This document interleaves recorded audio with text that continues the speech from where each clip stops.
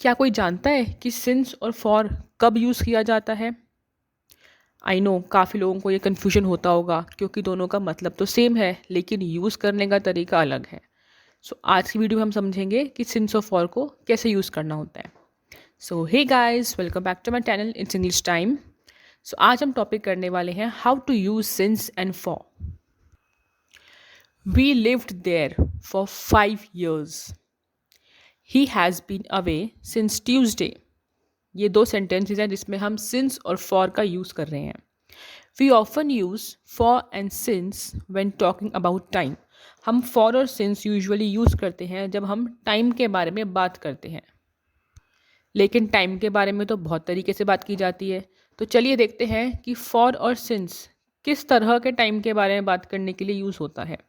सबसे पहले for plus period. A period is a duration of time. एक period होता है, एक ड्यूरेशन होता है टाइम का, कितनी देर का है वो। 5 minutes, 2 weeks, 6 years। फॉर हम यूज़ करते हैं जैसे 5 minutes, 2 weeks, 6 years ऐसे चीज़ों के लिए जब हमें स्पेसिफिक ना पता हो, हम एग्जैक्ट टाइमिंग की बात ना कर रहे हों। अब 5 minutes की बात हो रही है सपोज़, तो 5 minutes कोई से भी हो सकते हैं। पहले के 5 minutes भी हो सकते हैं, अभी के 5 minutes भी हो सकते हैं, आने वाले 5 minutes भी हो सकते हैं। तो हमें ड्यूरेशन पता है सिर्फ कि वो 5 minutes का है, लेकिन एग्जैक्ट टाइमिंग नहीं पता हमें। सो उस केस में हम यूज़ करते हैं for. For means from the beginning of the period to the end of the period. जब से स्टार्ट हुआ है और जब ख़त्म हो रहा है, उस ड्यूरेशन के टाइम को जो हम कंसिडर करते हैं, वहाँ हम यूज़ करते हैं for. For a period from start to end. जब कोई काम शुरू होता है और जब ख़त्म होता है, उस बीच का जो ड्यूरेशन होता है उसके लिए यूज़ किया जाता है फॉर।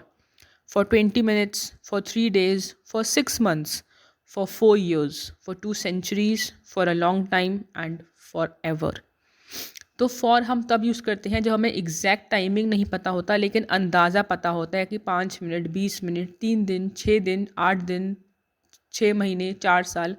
उसके लिए हम यूज़ करते हैं फॉर, क्योंकि हमें ये नहीं पता कि वो कौन से 4 साल हैं, लेकिन हमें ये पता है कि वो 4 साल हैं। सो उन सेंटेंसेस में हम यूज़ करते हैं for. For can be used with all tenses. For को हम हर टेंस के साथ यूज़ कर सकते हैं। For example, they study for 2 hours every day. They are studying for 3 hours today. He has lived in Bangkok for a long time. He has been living in Paris for 3 months।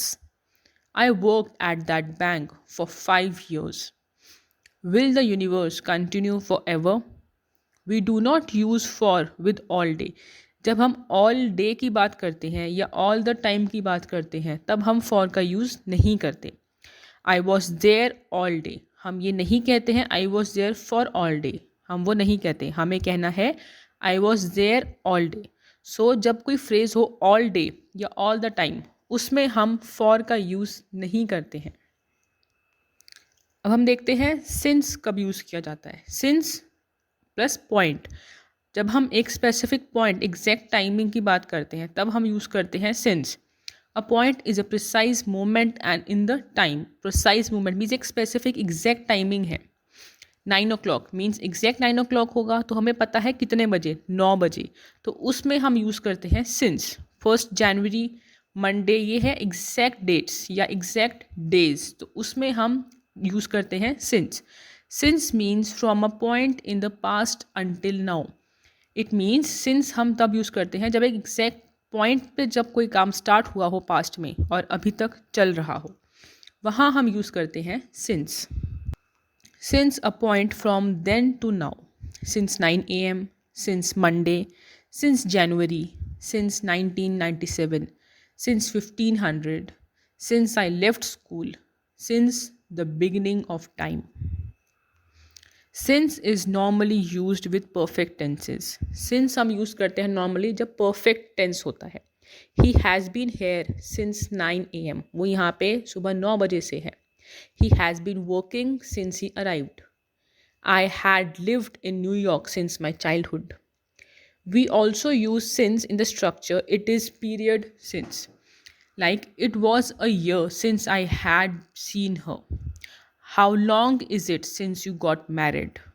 So since हम use करते हैं जब हमें exact timing पता है उस point से लेके अभी तक जो काम हो रहा हो. Both for and since also have other meanings with no reference to time.